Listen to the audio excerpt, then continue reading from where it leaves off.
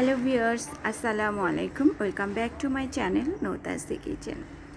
আজকে আমি চিকেন নাগেটসের একটা রেসিপি নিয়ে আপনাদের সামনে আবারও হাজির হয়ে গেলাম। আর এই চিকেন নাগেটসটা কিন্তু আমাদের বাড়িতে থাকা সাধারণ কিছু উপকরণ দিয়ে খুব সহজেই আমরা তৈরি করে নিতে পারি। বাচ্চাদের টিফিন কিংবা সকাল বিকালের নাস্তার জন্য একেবারেই পারফেক্ট এই চিকেন নাগেটস রেসিপিটা। চলুন তাহলে তৈরি করে নেওয়া যাক চিকেন নাগেটস। আর চিকেন নাগেটস তৈরি করার জন্য আমি একটা ব্রয়লার মুরগির বুকের অংশ নিয়ে নিয়েছি।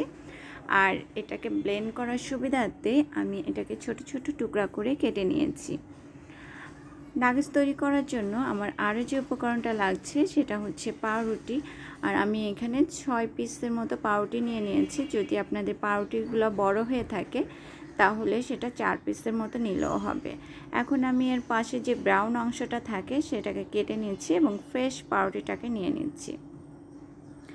আর ব্রাউন অংশটা কিন্তু আমি ফেলে দেব না, সেটা দিয়ে আমি কিন্তু ব্রেড ক্রাম্ব তৈরি করে নেব। এখন আমি সেই কেটে রাখা চিকেনগুলোকে একটা ব্লেন্ডার জাগের ভিতরে দিয়ে দিচ্ছি।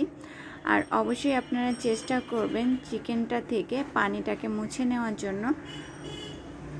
একটু চেষ্টা করবেন যাতে এতে পানি না থাকে। আর এর ভিতরে এখন আমি দিয়ে দিচ্ছি 1 চা চামচ আদা বাটা, 1 চা চামচ রসুন বাটা, 1 চা চামচ সয়া সস, হাফ চা চামচের মতো লবণ বা স্বাদ অনুযায়ী লবণটা দিয়ে নেবেন, 1 চা চামচ লাল মরিচের গুঁড়া। আর যে যতটুকু ঝাল খেতে চান সেই অনুপাতে ঝালটা বাড়িয়ে দিবেন। দিয়ে দিচ্ছি হাফ চা চামচের মতো গোলমরিচের গুঁড়ো এবং দিয়ে দিলাম 1 চা চামচ সিরকা। আর দিয়ে দিচ্ছি এর ভিতরে আমি 1 টেবিল চামচের মতো টমেটো সস, 1 চা চামচ চিনি দিয়ে দিচ্ছি। আর এই চিনিটা কিন্তু মিষ্টি করার জন্য না, এই চিনিটা দিয়ে দিচ্ছি স্বাদের ব্যালেন্সটা ঠিক রাখার জন্য বা স্বাদটাকে বাড়িয়ে তোলার জন্য। এখন দিয়ে দিচ্ছি এর ভিতরে আমি 3 চা চামচ বা 1 টেবিল চামচের মতো কর্নফ্লাওয়ার। আর এই কর্নফ্লাওয়ারটা কিন্তু অবশ্যই দেওয়ার চেষ্টা করবেন, কারণ এই কর্নফ্লাওয়ারটা কিন্তু আমাদের এই নাগেটসের ভেতরে যে জুসিনেসটা আছে সেটা ধরে রাখে এবং বাইন্ডিংসেরও কাজ করে। আর এদিকে আমি বেশ কিছুটা পানি নিয়ে নিয়েছি একটা বাটিতে। আর যে পাউরুটিগুলো কেটে রেখেছিলাম সেই পাউরুটিটাকে ডুবিয়ে সঙ্গে সঙ্গে এভাবে চিপে নিয়ে এক্সট্রা পানিটাকে ফেলে দিতে হবে।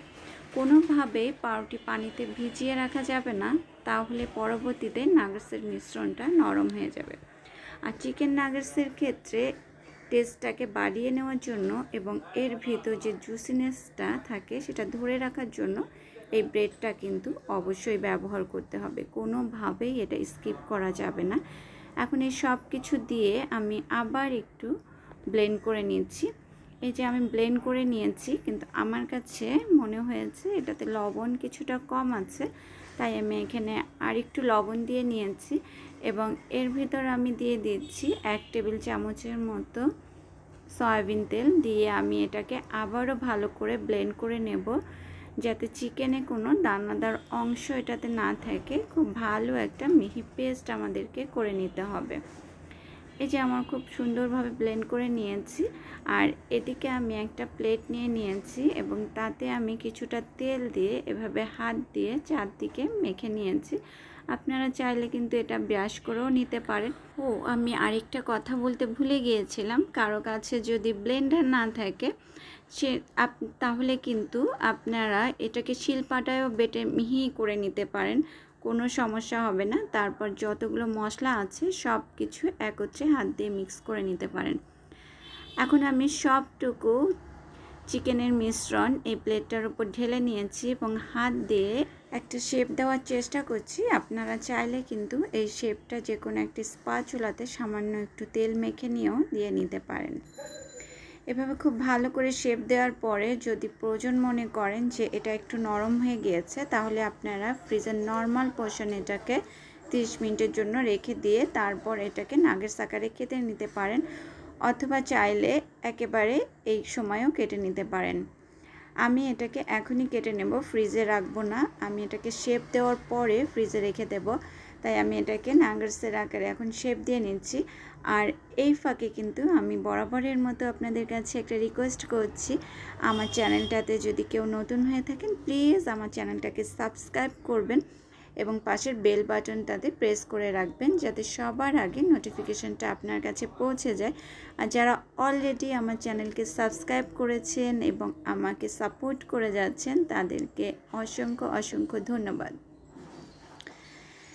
এই যে কিছু পাশের অংশ, সেই অংশটাকে আমি এভাবে নিয়েছি এবং আমি একটু চাঁদের আকারে দিয়ে নিচ্ছি। আপনারা চাইলে কিন্তু এভাবে স্কোয়ার শেপও করে নিতে পারেন, আবার চাইলে এটাকে বিভিন্ন চাঁদ, তারা, ফুল, পশু পাখির শেপেও দিয়ে নিতে পারেন, কারণ বাচ্চারা কিন্তু বিভিন্ন রকম পশু পাখির শেপের নাগেটস খেতে অনেক পছন্দ করে থাকে। আর এই শেপ দেওয়ার পরে আমি এটাকে 30 মিনিটের মতো ফ্রিজে রেখে দিয়েছিলাম। এবার বের করে নিয়েছি আর এদিকে আমি একটা ডিম নিয়ে নিয়েছি। ডিমের ভিতর সামান্য একটু লবণ দিয়ে এটাকে খুব ভালোভাবে ফেটে নিয়েছি। নাগেটসটা কোট করার জন্য ডিম ছাড়া আমার আরও লাগছে ময়দা এবং ব্রেড ক্রাম্ব। এখন আমি নাগেটসটাকে প্রথমে এই ময়দাতে গড়িয়ে নেব, আর এই ময়দাতে কিন্তু অবশ্যই গড়িয়ে নিতে হবে, কারণ যদি নাগেটসের ভিতর কোনো পানি থেকে থাকে তাহলে এই ময়দাটা চুষে নেবে। আর এরপর ময়দায় গড়িয়ে নেওয়ার পর এটাকে ডিমে এভাবে চুবিয়ে নিতে হবে। আর ডিমে চুবিয়ে নিয়ে এভাবে যদি আমরা কাঁটা চামচ দিয়ে তুলে নিই তাহলে কিন্তু ব্রেড ক্রামের ওয়েস্টেজটা কম হয়, কারণ তাহলে আর হাতে লেগে যাওয়ার সম্ভাবনা থাকে না। এরপর আমি এভাবে খুব ভালো করে ব্রেড ক্রামে গড়িয়ে নিচ্ছি। আর এই ব্রেড ক্রামটা কিন্তু আমার ঘরে তৈরি করা। আমি পাউরুটির যে ব্রাউন অংশটা রেখে দিয়েছিলাম ওটা দিয়েই আমি ব্রেড ক্রাম তৈরি করে নিয়েছি। আর ব্রেড ক্রাম কীভাবে তৈরি করতে হয় তার একটা রেসিপি আমার চ্যানেলে দেওয়া আছে, আমি ডেসক্রিপশন বক্সে লিংক দিয়ে দেব, চাইলে আপনারা দেখে নিতে পারেন। এভাবে করে কোট করে নিতে হবে। আর এখন আমি ডাবল কোট করে আপনাদেরকে দেখাচ্ছি। ব্রেড ক্রামে গড়িয়ে নেওয়ার পরে আমি এটাকে আবার একটু ময়দায় গড়িয়ে নিয়েছি, নিয়ে আমি এটাকে আবার ডিমে চুবিয়ে নিলাম এবং আমি এখন এটাকে আবার ব্রেড ক্রামে গড়িয়ে নেব। কেউ চাইলে কিন্তু এটাকে ডাবল কোটেড না করে শুধু প্রথমে একবার কোটেড করেও ভেজে নিতে পারেন, আবার কেউ চাইলে এভাবে ডাবল কোটেডও করে নিতে পারেন। দুইটাই কিন্তু খেতে অনেক সুস্বাদু হয়ে থাকে, শুধুমাত্র একটু কোনোটা পুরু হয় কোনোটা একটু পাতলা হয়, এটাই যায় তফাৎ। এখন আপনাদের যেভাবে পছন্দ আপনারা সেভাবেই করে নেবেন। আমি দুটো অপশনই কিন্তু আপনাদেরকে দেখিয়ে দিলাম। আর এভাবে করে কিন্তু আমি সবগুলা নাগেটসকে তৈরি করে নিয়েছি। আর কেউ চাইলে কিন্তু এই নাগেটসগুলো আমরা সংরক্ষণ করে 2 থেকে 3 মাসের মতো রেখে দিতে পারি এবং যখন প্রয়োজন তখন আমরা বের করে এটাকে ভাজি করে নেব। আর কিভাবে সংরক্ষণ করতে হয় সেটাও কিন্তু আমি দেখিয়ে দেব। তবে তার আগে আমি দেখিয়ে দিচ্ছি আমি কতগুলো শেপে করে নিয়েছি। আমি এভাবে স্টার করে নিয়েছি, মুন করে নিয়েছি এবং স্কোয়ার শেপ দিয়ে করে নিয়েছি। আপনারা পছন্দ মতো যে কোনো শেপই কিন্তু এই নাগেটসের মিশ্রণটা দিয়ে করে নিতে পারবেন। আর কেউ যদি এই নাগেটসটাকে সংরক্ষণ করতে চান তাহলে প্রথমে একটা বক্স নিয়ে নিতে হবে।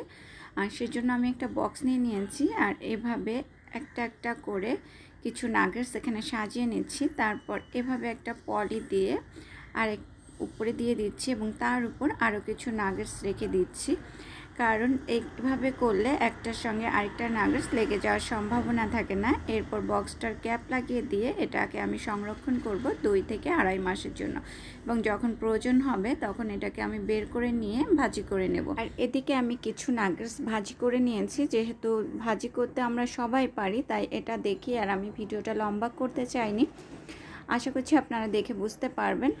রেসিপিটা আপনাদের কাছে কেমন লেগেছে অবশ্যই কমেন্টস করে জানাবেন। সবাই ভালো থাকবেন, সুস্থ থাকবেন। আল্লাহ হাফেজ।